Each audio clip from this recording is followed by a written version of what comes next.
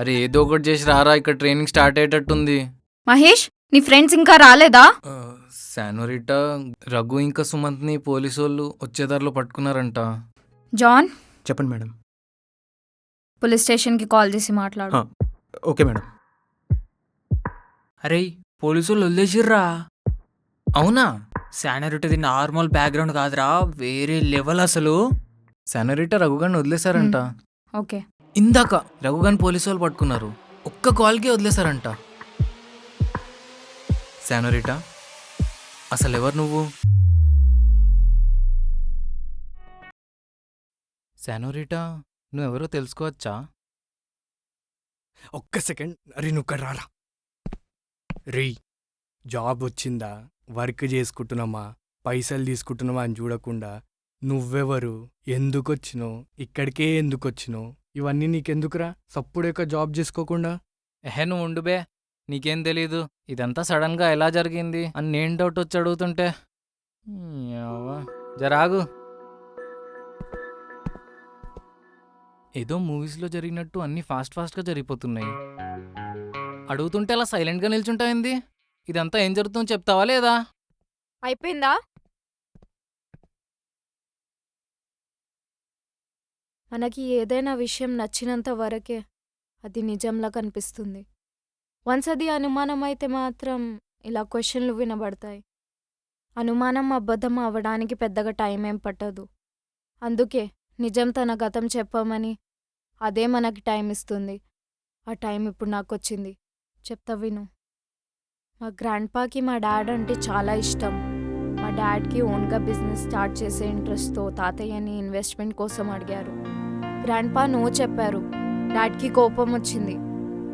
ఉన్న పలంగా అన్నీ వదిలేసి డాడ్ ముంబైకి వెళ్ళిపోయారు. డే అండ్ నైట్ కష్టపడి వర్క్ చేశారు. ఊళ్ళో తాతయ్య దిగులుతో మంచన పడ్డారు. కొన్ని ఇయర్స్ తర్వాత డాడ్ ఊరికి వచ్చారు. మనీ వైపు చూస్తూ తాతయ్య చివరి చూపుకి కూడా రాలేకపోయారని పెద్ద నాన్న పో అన్నారు. చుట్టాలు చీ కొట్టారు. ఆయన వాళ్ళందరూ అరుస్తున్నప్పుడు అన్నయ్య అని ప్రేమగా పిలిచిన ఒకే ఒక గుర్తు మా అత్తమ్మ.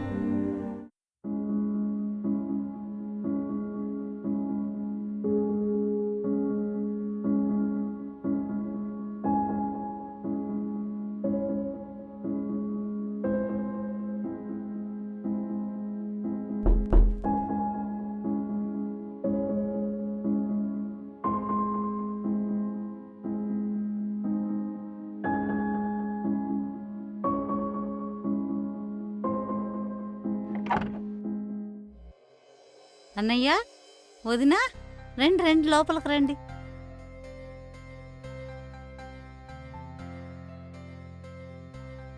అన్నయ్య, ఎలా ఉన్నారు మీరు? ఎవరు? మా అన్నయ్య, వదినా. ఓ బాంబే బావగారు. బాంబు పేలుళ్ళు బాలీవుడ్ కబుర్లప్పుడు తప్ప టీవీలో కూడా వినిపించని మీ పేరు మా ఇంట్లో ఎప్పుడు వినిపిస్తుందండి. బాంబే బాంబే అని మీ చెల్లి ఒకటే కలవరింత. రండి.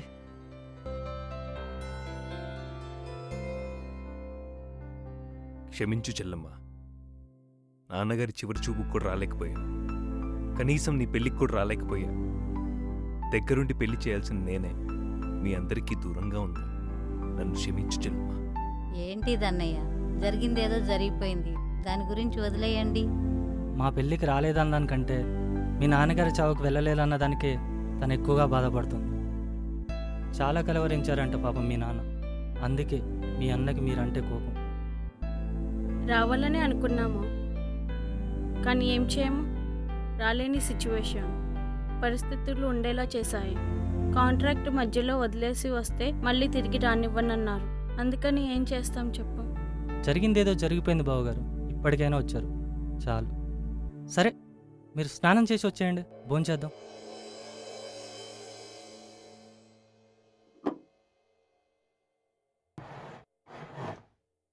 వచ్చినప్పటి నుంచి చూస్తున్నా, ఏం మాట్లాడట్లేదే. ఇటు రా అమ్మా. నేనెవరో తెలుసా నీకు? మీ అత్తయ్యని. చాక్లెట్స్ తింటావా? మహేష్, మహేష్. వస్తున్నా మమ్మీ.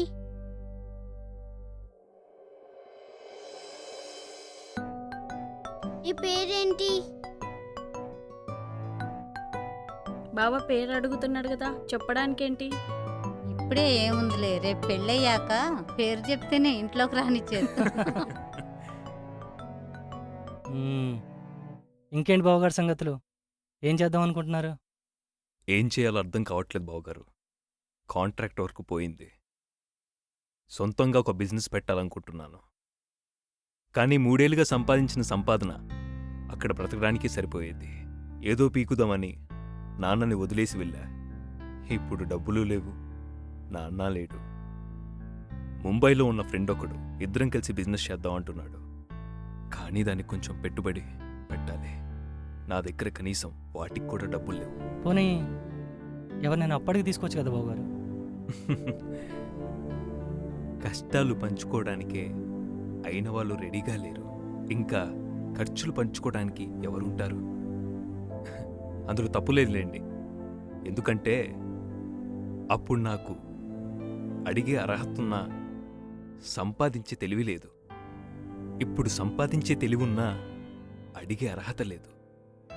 కానీ నేను బిజినెస్ పెడితే మాత్రం చాలా కొద్ది కాలంలోనే మంచి లాభాలు వస్తాయనే నమ్మకం నాకుంది బావగారు. అన్నయ్య, దానికి ఇప్పుడు ఎంత అవసరమో చెప్పగలరా?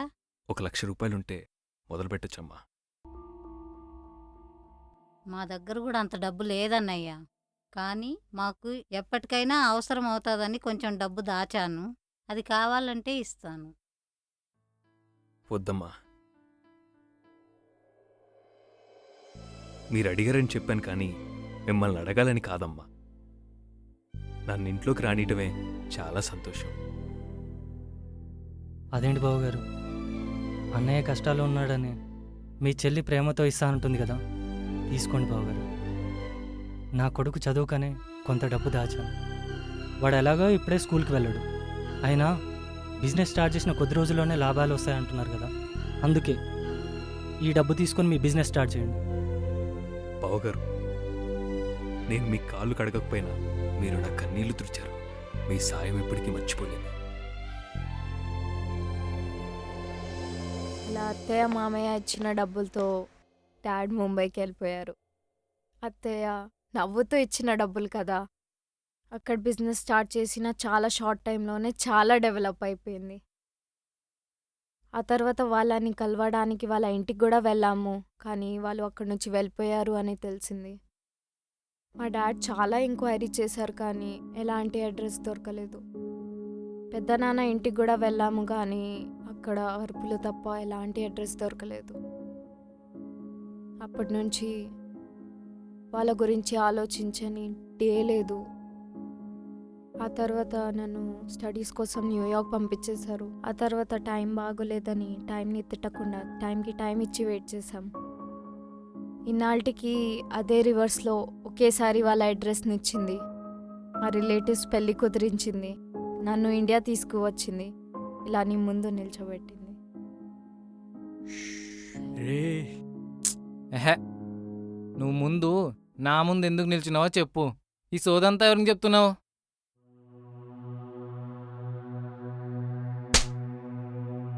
ఎంత చెప్పినా నీకు అర్థం కావట్లేదా? నేను మీ అత్తయ్య కూతుర్ని బావా, నేను నీ మరదల్ని. నీకేం గుర్తులేదా? చిన్నప్పుడు నువ్వు ఆడుకున్నా నీ చిన్నిని. చిన్ని?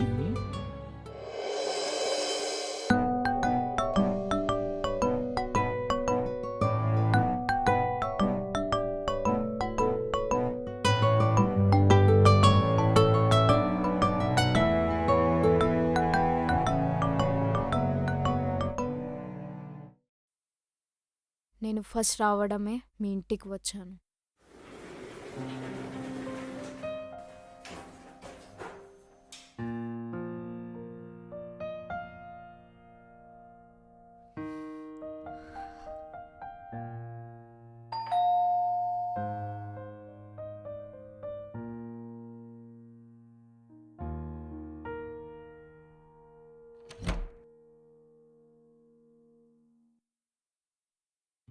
ఎవరమ్మా? ఎవరు కావాలి నీకు? మహేష్. మహేష్ పేరుతో పిలిస్తే లోపలికి రానిస్తా అన్నావు కదా, కరెక్ట్గా పిలిచానా? లోపలికి రానా అత్తయ్య? ఇంకా గుర్తుపట్టలేదా అత్తయ్య? చిన్ని చిన్నివే కదా?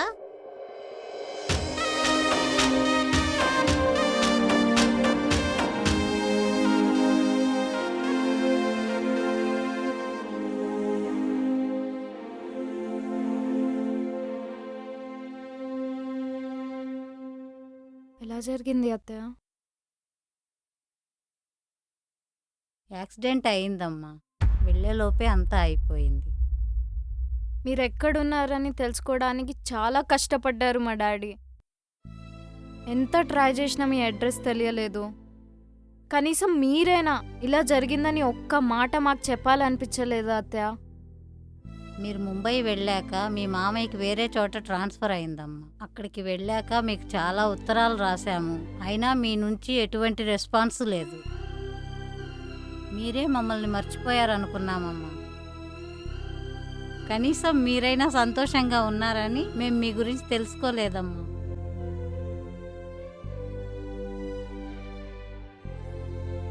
నిజంగా మా డాడీకి మీ అడ్రస్ గురించి తెలియలేదు అత్తయ్య. ఇలా అని తెలిసి ఉంటే వెంటనే వచ్చేవాళ్ళు కదా. ఒంటరిగా ఉన్నామని తెలిసి తోడు కోరుకోవడం మానవత్వం, కానీ ఒంటరిగా ఉన్నామని తెలిసేలా చేసి తోడు కోరుకోవడం మూర్ఖత్వం. జరిగిందేదో జరిగిపోయింది అత్తయ్య. ఇప్పటికైనా నాతో వచ్చేయి, అందరం ఒకే చోట ఉండిపోదాం. అవును, ఇంతకీ బావ ఎక్కడా? వాడికి వాళ్ళ నాన్నగారు చనిపోయినప్పటి నుంచి బాధ్యతలు ఏమీ తెలియదమ్మా. అసలు ఇష్టం వచ్చినట్టు తిరుగుతున్నాడమ్మా. కొన్ని నెలల క్రితమే హైదరాబాద్లో జాబ్ వచ్చిందని వెళ్ళాడు, కానీ వాడిలో ఎటువంటి మార్పు లేదమ్మా. వాడేమైపోతాడో అన్న భయంతోనే బతుకుతున్నా చిన్ని. ఇంతకీ అమ్మా నాన్న ఎలా ఉన్నారమ్మా? చాలా బాగున్నారు అత్తయ్య. వర్క్ అవ్వంగానే మిమ్మల్ని తీసుకెళ్ళడానికి వస్తా అన్నారు. మొత్తానికి అన్నయ్య అనుకున్నది సాధించాడమ్మా. ఇదంతా మీరు చేసిన హెల్ప్ వల్లనే కదా అత్తయ్య. అవును, ఇంతకీ మహేష్ హైదరాబాద్లో ఎక్కడ ఉంటున్నాడో తెలుసా మీకు? నీ అడ్రస్ తెలుసుకుని డైరెక్ట్గా నిన్ను కలవడానికి వచ్చాను, కానీ నువ్వు ఏం చేస్తున్నావు, ఎలా ఉంటున్నావు అని తెలుసుకోవడానికి నువ్వు ఉండే ప్లేస్లోనే రెంట్కి వచ్చాను. చిన్నప్పుడు చూసిన నిన్ను ఇంత కాలం తర్వాత చూడబోతున్నా అనే ఫీలింగ్ నాకు చాలా కొత్తగా అనిపించింది. ఎప్పటి నుంచో అనుకున్న ఈ మూమెంట్ వచ్చిందని ఎక్సైట్మెంట్ నన్ను చాలా తొందర పెట్టింది. ఎందుకంటే నిన్ను చూడాలని, నిన్ను కలవాలని, నీతో మాట్లాడాలని.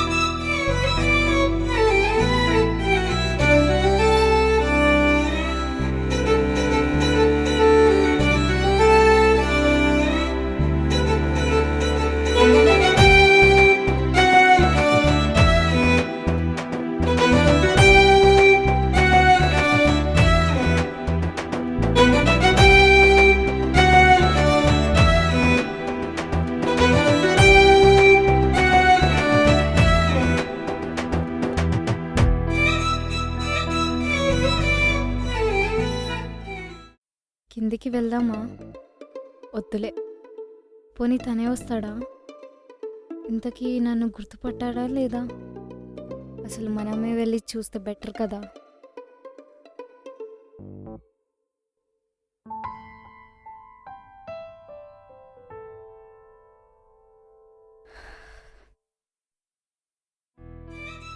అంతే, అలా అనుకున్నానో లేదో ఇలా వచ్చేసావు నా ముందుకి. నన్ను ఇంప్రెస్ చేయడానికి ఏం చెప్పినా చేసేవాడివి నువ్వు.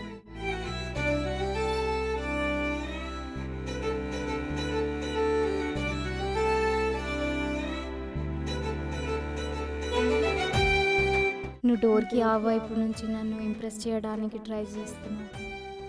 నేను ఈ వైపు నుంచి ఎక్స్ప్రెస్ చేయకుండా ఉండడానికి ట్రై చేశాను. అంతే తేడా.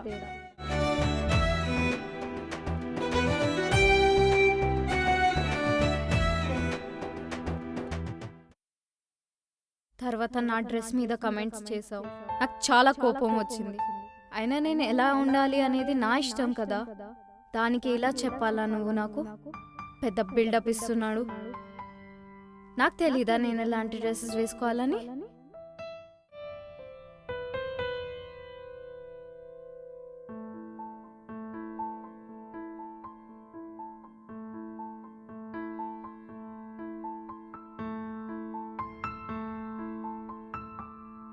తర్వాత అనిపించింది నువ్వు చెప్పింది నా కోసమే అని తెలుసు, బట్ ఇష్టం వచ్చినట్లు తిట్టేశాను. ఫీల్ అయ్యాడంటావా? పాపం ముఖం మీదనే అనేసాను. Maybe hurt అయ్యాడేమో.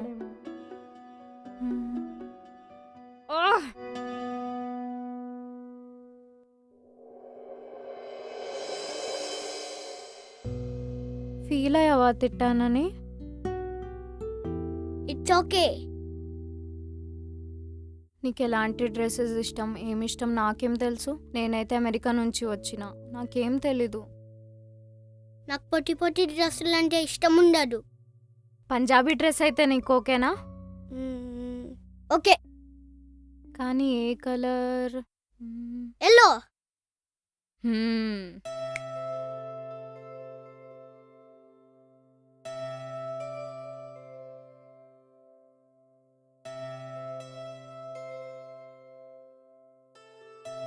ఓకే కదా? ఓకే.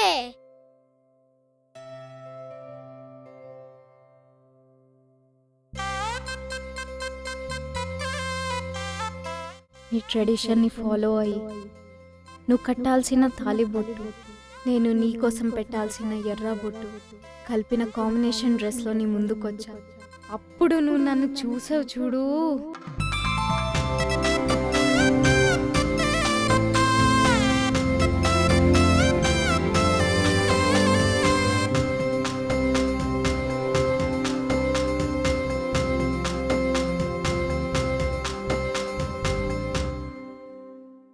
ఒకరోజు నువ్వు నాకు ప్రపోజ్ చేయడానికి వచ్చావు.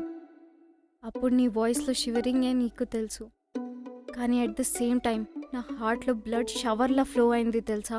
కానీ అప్పుడే రమ్య వచ్చింది. ఈ అమ్మాయి ఎవర్రా? ఓహో, ఈ మధ్య రూమ్ కి అమ్మాయిలను కూడా తెచ్చుకుంటున్నావా? డబ్బులా?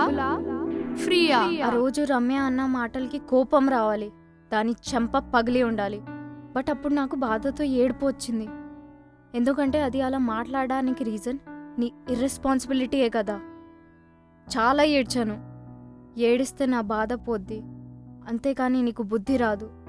అందుకే అప్పటి నుంచి ఇంకా నిన్ను ఆట పట్టించడం ఆపి నీ కెరియర్ గురించి ఆలోచించడం మొదలుపెట్టాను.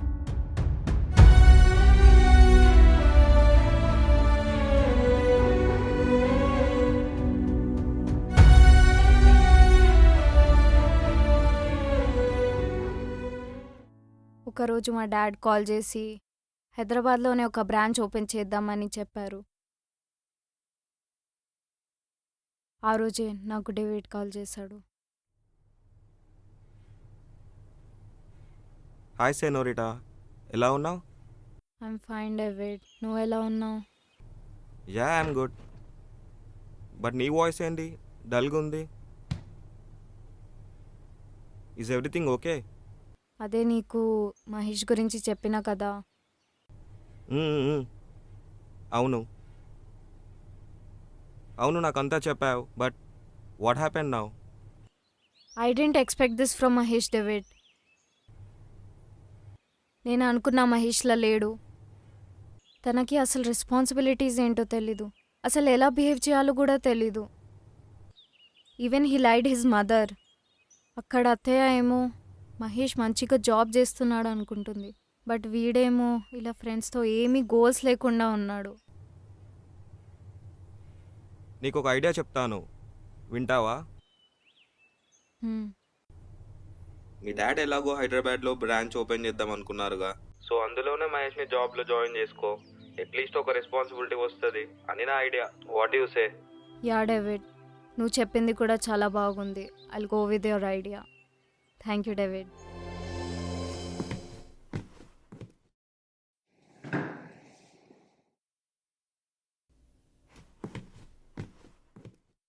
అందుకే మీకు ఎలాంటి క్వాలిఫికేషన్స్ లేకపోయినా మీ అందరికీ జాబ్స్ వచ్చేలా చేశాను. బికాస్ జాబ్ ఉంటే కొంచెమైనా రెస్పాన్సిబుల్గా ఉంటారేమో అని. But you guys will never change.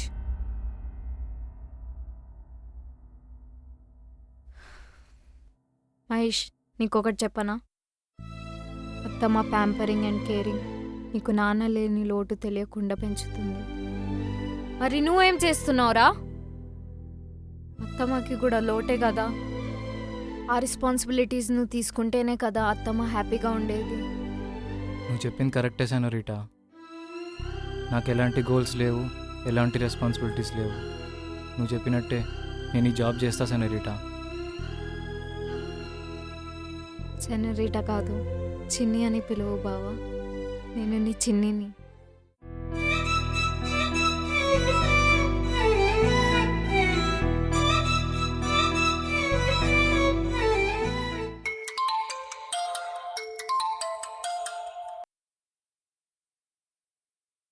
Hello. Hello చిన్ని, మహేష్ ఎంత కాల్ చేసినా ఫోన్ లిఫ్ట్ చేయట్లేదమ్మా. అత్తయ్య, ఇక్కడ నుంచి మీరు టెన్షన్స్ అన్నీ వదిలేయండి. నేను ఇప్పుడు మహేష్తోనే ఉన్నాను. అవునా, అలాగే అమ్మా. సరే అత్తయ్య.